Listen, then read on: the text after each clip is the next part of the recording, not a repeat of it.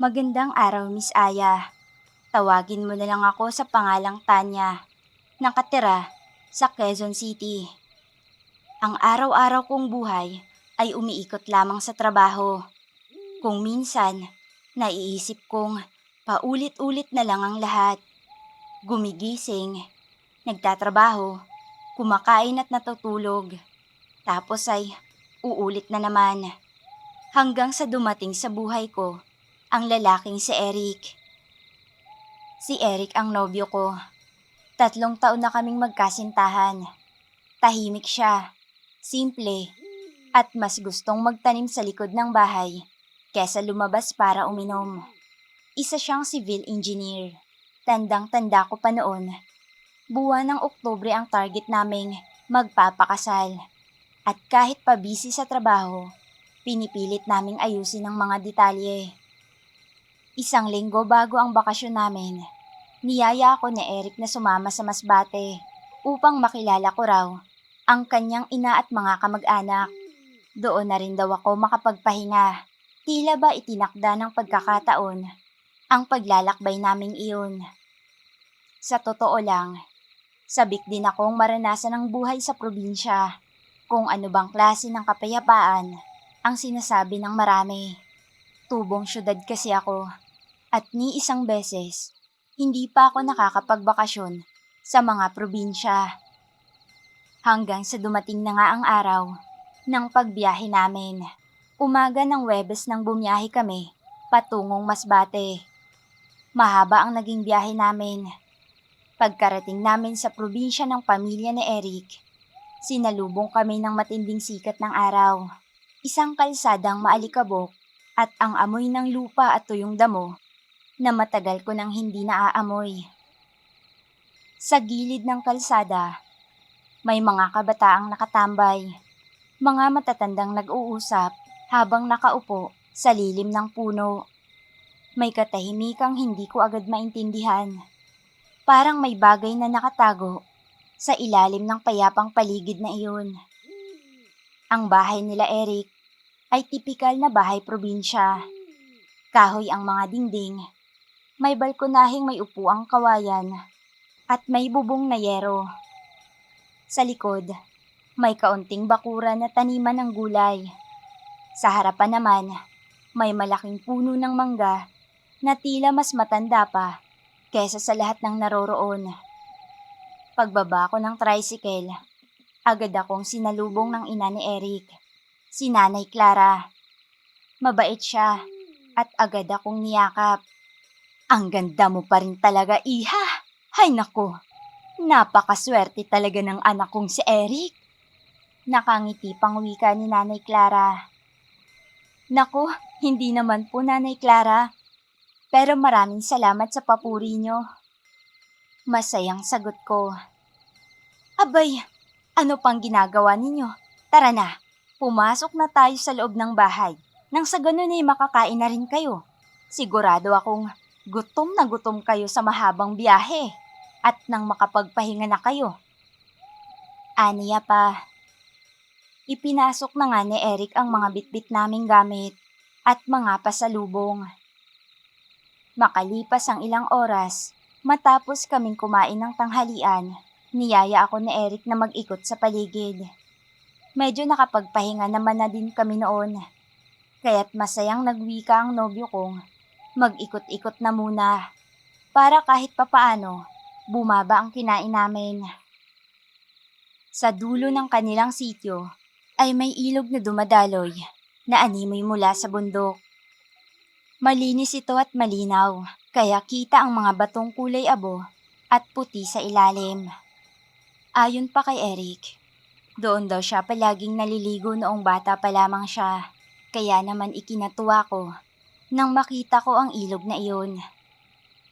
Maya-maya pa, napayuko ako upang damhin ang malamig na tubig. Pero biglang humaplos ang hangin sa bato ko at para bang may mga matang nakamasid sa amin. Kung kaya na may napatayo ako bigla. Ayos ka lang? Tanong ni Eric. Oo, ayos lang ako. Sagot ko at hindi na lamang sinabi ang kung anong kakaibang presensyang nararamdaman ko. Nakita kong napatawa si Eric at para bang nahulaan niya yata ang nasa isipan ko. Tinanong niya pa ako kung natatakot ba raw ako. Kaagad naman akong nag-deny at sinabing hindi. Kako, ba't naman ako matatakot? Tsaka wala naman akong dapat katakutan. Alam mo kasi mahal, sa totoo lang, marami kasing kwento sa lugar na to. Sabi ng matatanda, may mga engkanto raw sa ilog. Pero kwento lang yun. 'Di ba sabi mo hindi ka naniniwala sa mga ganyan? Hindi ako sumagot. Bagkus ay lumingon ako sa gubat, sa kabila ng ilog. Makapal, tahimik, at tila may sariling buhay. Naisip kong baka epekto lang ng pagod o imahinasyon ko ang lahat. Tara na nga, umuwi na tayo. Kung ano-ano na lang yung pinagsasasabi mo dyan. Aya ko sa kanya nang hindi ko na makayanan pa ang kakaibang presensya. Teka, uuwi na kagad tayo? Kakarating lang natin dito sa ilog oh. Tanong ni Eric at napapakamot pa sa ulo niya.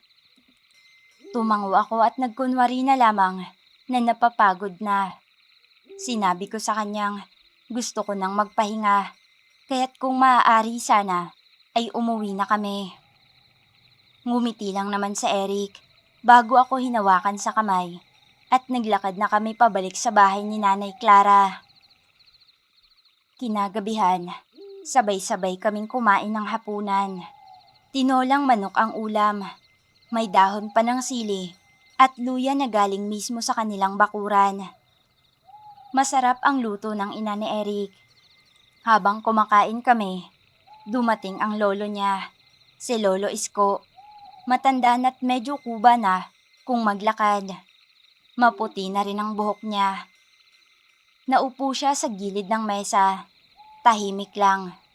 Pero habang kumakain ako, ramdam kong pinagmamasdan niya ako. Nang matapos ako sa kanin ko, bigla siyang nagsalita. May anino sa likod ng batang yan. Aniya, habang nakatingin sa akin. May sumunod sa kanya mula sa ilog. Napalingon ako. Tumigil ang lahat sa mesa. Walang gustong magsalita. Tanging ang pagkuskus ng kutsara sa plato ni Aling Clara ang naririnig. Si Eric na ang unang nagsalita at pilit na tumawa. Lolo naman, baka gutom lang po kayo. Kain na ho. Wika ni Eric sa kanyang abuelo. Totoo ang sinasabi ko. Nakikita ko ang nilalang na nakasunod sa kanya apo. Hindi ko maiwasang makaramdam ng takot sa sinabing iyon ni Lolo Isko. Biglang nagtaasan ng mga balahibo ko sa katawan at napapatingin na lamang ako sa magiging asawa ko. Gusto ko sanang tumawa at sabihing imahinasyon lang yun ng isang matandang mahilig sa kwento. Pero ramdam ko sa ilalim ng kanyang tinig ay may bigat na hindi ko maipaliwanag. Matapos naming kumain, pumasok kami sa silid ni Eric na may halong kaba. Doon na ako pinatulog ng mga magulang niya dahil wala na raw ibang malinis na kwarto na pwede kong matutulugan. Noong nakahiga na ako, iniisip ko ang mga sinabi ni Lolo Isko. Wala namang masama sa akin. Wala akong sakit at wala akong nararamdaman. Pero may kakaibang bigat ang pakiramdam ko sa loob ng dibdib ko. Hindi ko alam kung bakit. Pagkapikit ko, hindi ko alam kung gaano katagal bago ako nakatulog.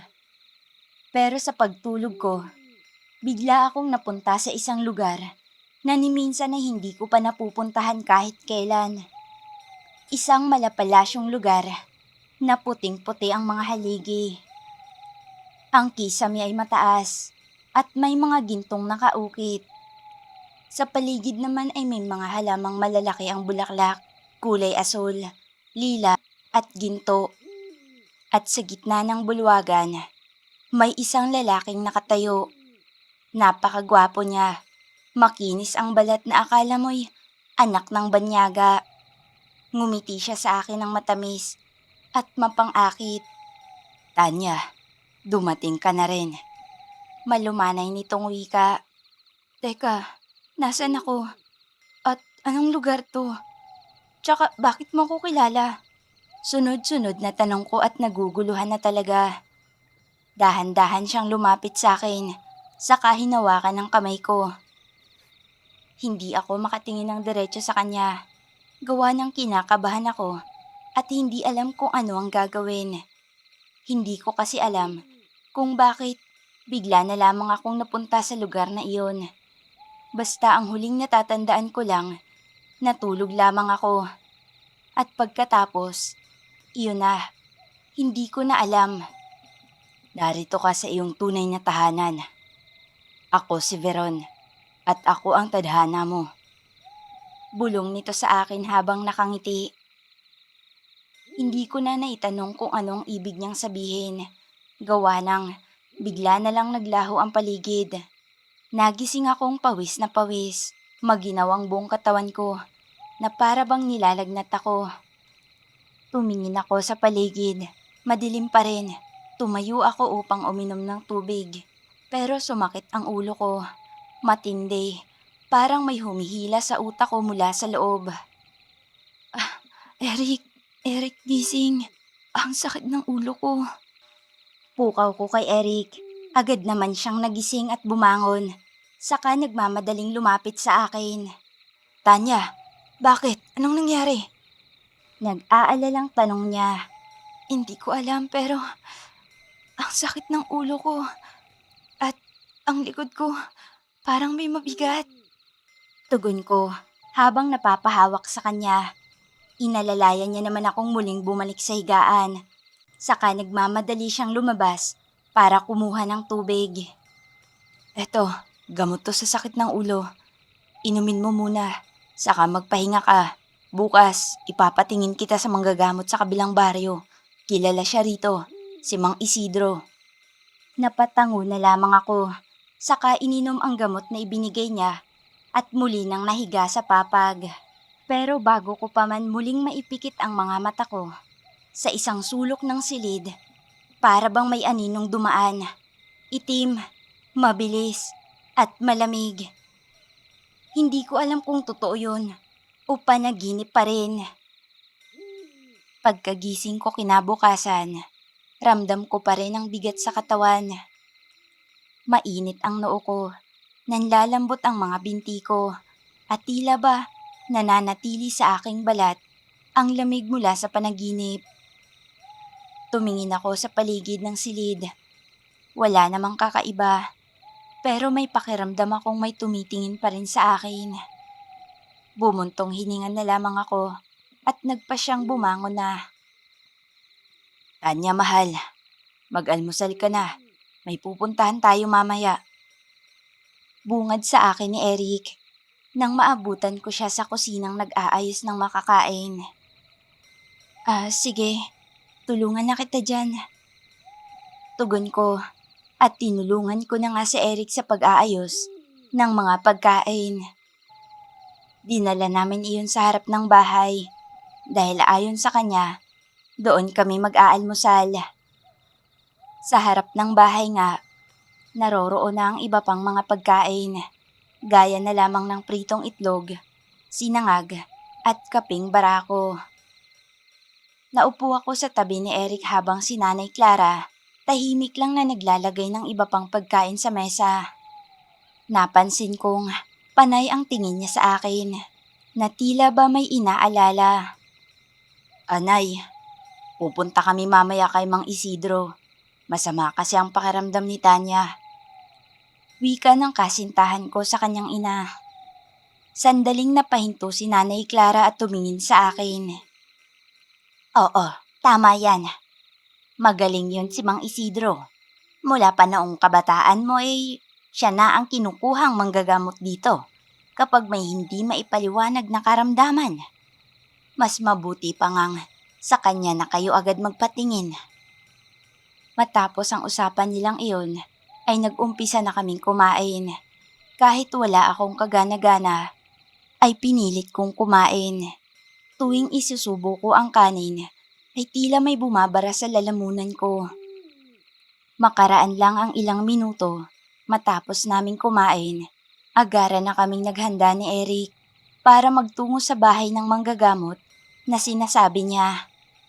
Nakamotor lang kami papunta sa kabilang baryo na mahigit kalahating oras din ang nilakbay namin. Liko-liko pa ang daan at minsan ay nadadaan sa gilid ng malalalim na bangin. Habang nakasakay ako sa motor, napapakapit na lamang ako at pinipigilang masuka. May kung anong bumabagabag kasi sa loob ko at hindi lang ako nilalagnat. Alam kong hindi lang to simpleng sakit. Nang makarating kami sa baryo ni Mang Isidro, sinalubong kami ng mga batang nakatambay sa kalsada. Ang bahay ng albularyo ay nasa paanan ng bundok, gawa sa kahoy at may palamuting buntal at dahon ng nyug sa gilid. Tahimik ang paligid, pero ramdam mo ang bigat ng katahimikan. Parang ang hangin mismo ay nakikinig sa bawat hakbang namin. Lumabas si Mang Isidro mula sa kubo. Matanda na siya, payat, kulubot ang balat, pero matalim pa rin ang mga mata. May suot siyang puting kamesa de chino at may bitbit na baston na may nakaukit na mga simbolo. Nang makita niya ako, tila ba may biglang nanlabo sa kanyang paningin. Nilingon niya si Eric at tahimik na tumango. Pasok kayo at hayaang masilip ko ang lagay ng kasintahan mo. Tiimbagang nawika ni Mang Isidro. Pumasok kami sa loob ng bahay niya. Sa pintuan pa lang, amoy na amoy ko na ang insenso. Amoy ito ng pinaghalong dahon at usok mula sa sinindihang uling. Naupo ako sa isang banig habang kinukuha ni Mang Isidro ang isang mangkok ng tubig at mga dahon ng ilang-ilang. Maya-maya pa'y umusal siya ng dasal sa wikang hindi ko maintindihan. Marahan niyang itinapat sa tubig ang kanyang mga palad. Bigla siyang tumigil. Tinignan ako. Matagal at mabigat. May sumusunod sa'yo, iha. At hindi ito basta kaluluwa. Isa siyang nilalang sa ilalim ng lupa. Inkanto. Isang masamang inkanto. Kinabahan ako sa sinabi niyang yun at napapalunok na lamang. Inkanto ho? Paano po nangyari yun? Nakikita ko sa aking balintataw. Matagal na siyang naninirahan sa kagubatan ng ilog kung saan kayo nagtungo. Natipuhan ka niya, nakita ka niya at ngayon ayaw ka na niyang paalisin. Napatingin ako kay Eric. Napansin kong nanigas ang kanyang mga panga. Anong klaseng engkanto po, Mang Isidro? Si Veron, ang itim na engkanto. Kilala sa aming mga matatanda. Mapang-akit ang engkantong yun at mapanlin lang. Kaya niyang gayahin ang wangis ng isang totoong tao at hindi mo siya mapapansin kung hindi mo kikilatisin ang kanyang katauhan. Madalas sa panaginip siya dumarating. Hindi ba, Tanya? Natitiyak kong napanaginipan mo na siya. Napasinghap ako. Opo. Kagabi, nanaginip ako ng palasyo. At ng isang lalaki, sinabi niyang siya raw ang tadhana ko. Hindi yun basta panaginip lamang, iha. Ang kaluluwa mo'y unti-unti niyang hinahatak sa kanyang mundo. Kapag tuluyan ka nang naniwala, mawawala ka na sa mundong ito. Hindi ka na kailanman maghigising pa. Ano pong dapat kong gawin? Oo nga, Mang Isidro. Anong dapat naming gawin? Sabihin niyo lang at gagawin namin ang lahat. Hindi ako papayag na mapapa sa kanya si Tanya, lalo na't nalalapit na ang kasal namin. Tutulungan ko kayo, pero kailangan yung maging handa. Ang pagpapalaya sa engkantong yun ay hindi magiging madali. Lalaban siya. Sisikapin niyang manatili sa iyo, Tanya. Bumunot ng isang tela mula sa baul si Mang Isidro at iniabot sa akin. Isa iyong puting panyo na may bordang pula sa gilid. Isuot mo ito sa gabi. Itali sa ulo. At huwag kang tatanggap ng kahit anong bagay mula sa panaginip mo. Kapag kinausap ka niya, huwag na huwag kang sasagot. Marahan akong tumango habang pinipilit na pakalmahin ang sarili. Matapos akong suriin ang albularyo at sabihin kung ano ang mga dapat naming gawin, umuwi na rin kami at hindi na nagtagal pa. Habang pauwi kami, tahimik lang si Eric. Mahigpit ang hawak niya sa manibela ng motor. Ako naman, panay ang lingon sa paligid. Sa bawat punong nadadaanan kasi namin, pakiramdam ko'y may mga matang sumusunod. Sa hangin, may ibinubulong. Sa mga ulap, may aninong gumagalaw. Hindi ko alam kung imahinasyon ko lang ba ang mga nakikita ko o dala lang ng takot. Kinagabihan, sinunod ko ang bilin ni Mang Isidro. Itinali ko sa ulo ang panyo at mahigpit kong hawak ang rosaryong iniabot ni Nanay Clara.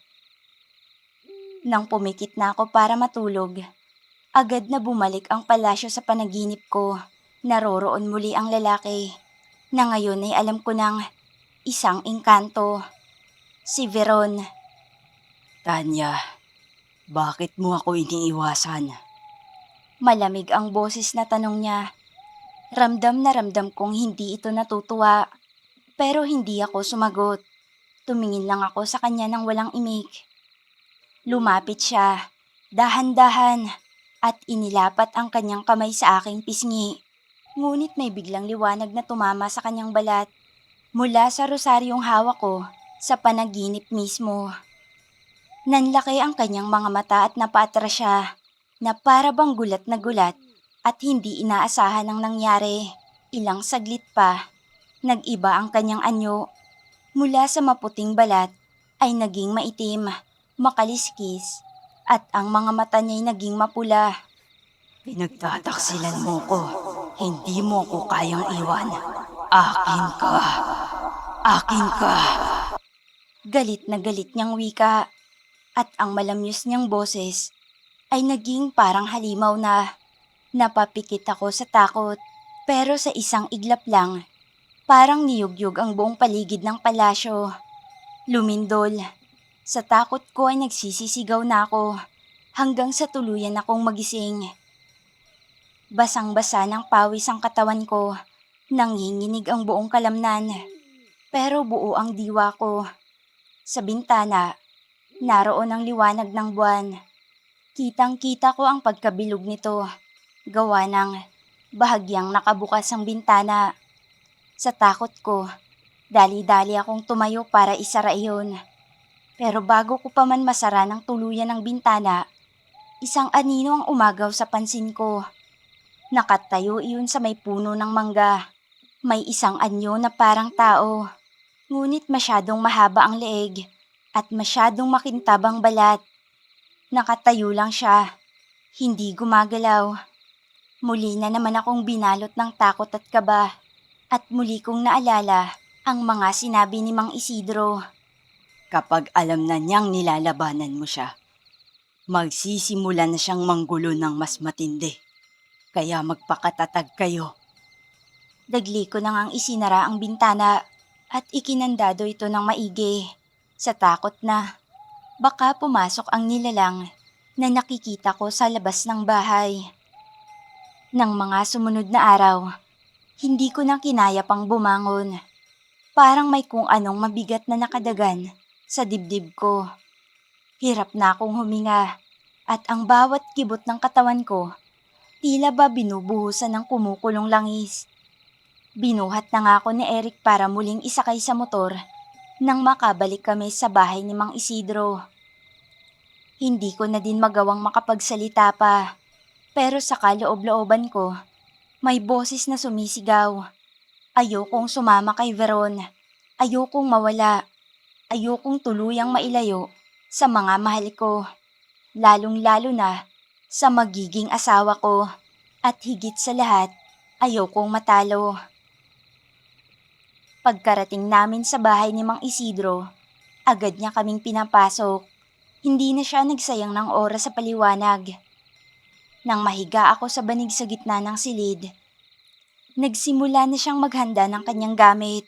Mga dahon ng saging, langis ng nyog, asin, kandila, isang maliit na boteng may dugo ng manok, at isang itim na bato na hugis bilog. Eric, iho. Lalakas ang sigaw niya habang ginagawa ko ito. Huwag kang matitinag. Huwag mo siyang ilalapit sa akin. Kapag nagsimula na, baka hilain siya ng engkanto palabas. Huwag na huwag mong bibitawan si Tanya.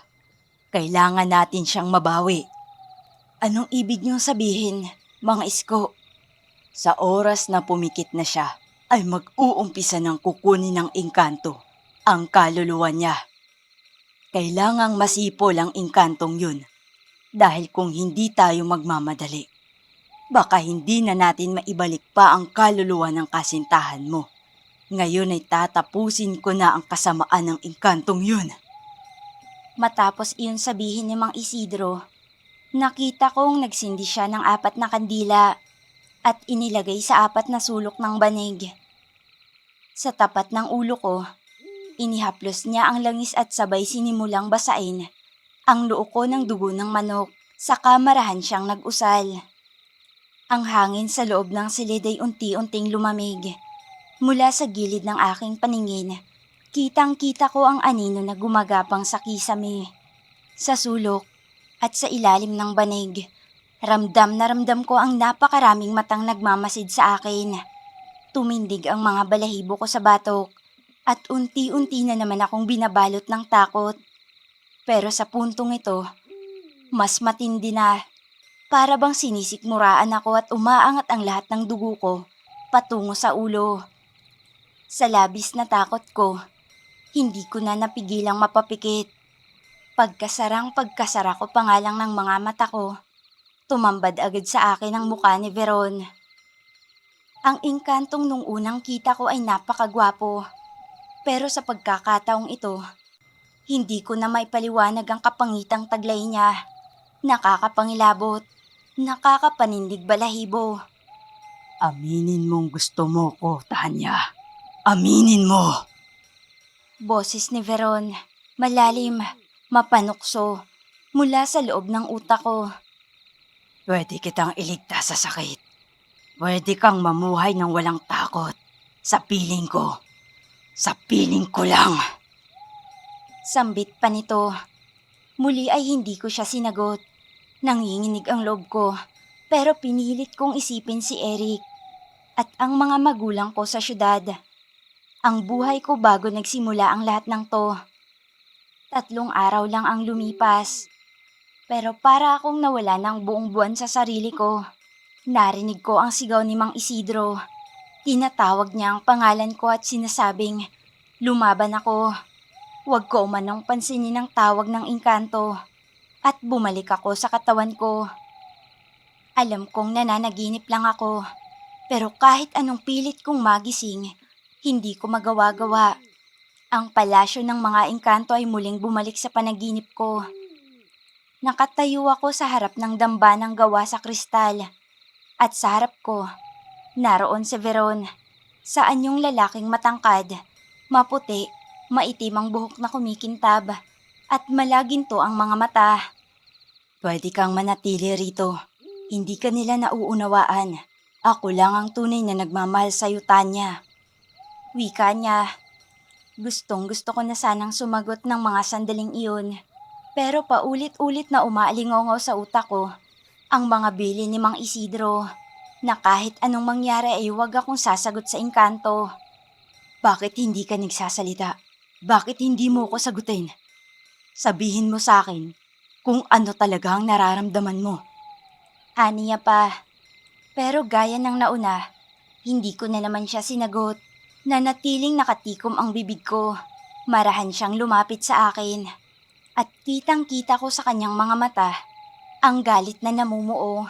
Para bang hindi niya ikinakatuwa ang hindi ko pagsagot sa kanya. Bago pa man siya tuluyang makalapit, nagbago na ang anyo niya. Naging isang dambuhalang nilalang. May buntot ng ahas, balingkinita ng bewang, at ang mukay kalahating tao at kalahating halimaw. Umuugong ang kanyang boses. Bumalot ang itim na ulap sa paligid ko. Hindi mo alam ang kapangyarihan ko, Tanya. Hindi mo alam kung paano ako magalit. Wika niya sa halimaw na boses.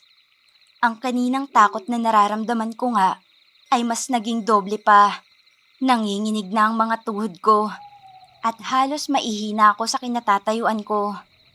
Nang tuluyan na ngang makalapit sa akin ang engkanto, doon ko palang naigalaw ang katawan ko.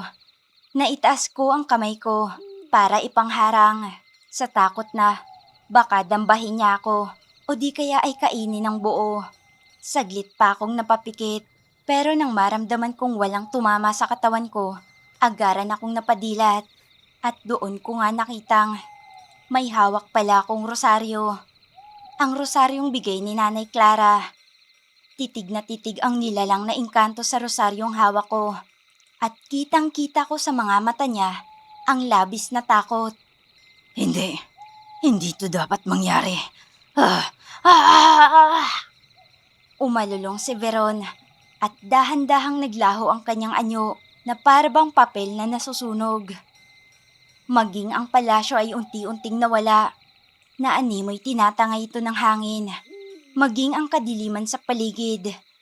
Maya-maya pa, sumalubong sa mga mata ko ang napakalakas na liwanag. At doon ako napadilat.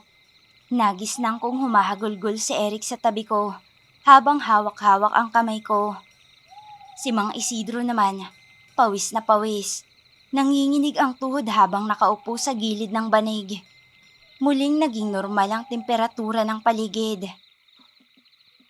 Tanya, bumalik ka. Salamat sa Diyos. Halos hindi makapaniwalang sambit ni Eric at niyakap ako ng mahigpit. Hindi ko na naiwasang mapaluha. Hindi ko kasi akalaing makakabalik pa ako ng buhay. Huminga ako ng malalim. Pakiramdam ko na ibalik sa akin ng buo ang katawan ko. Wala na ang bigat sa dibdib. Wala na ang parang dagang kumakalmot sa likod ng ulo ko. Dumaan pa ang mga araw, Miss Aya, at tuluyan nang naging maayos ang lahat. Bumalik na rin kami sa Maynila at hindi na ako muling nakaranas pa ng kababalaghan. Hindi ko na nga din hihilingin pa. Sapat na ang katakot-takot at nakakakilabot na karanasan kong iyon. Hanggang dito na lang, Miss Aya. Maraming salamat, lalo na sa lahat ng iyong mga tagapakinig.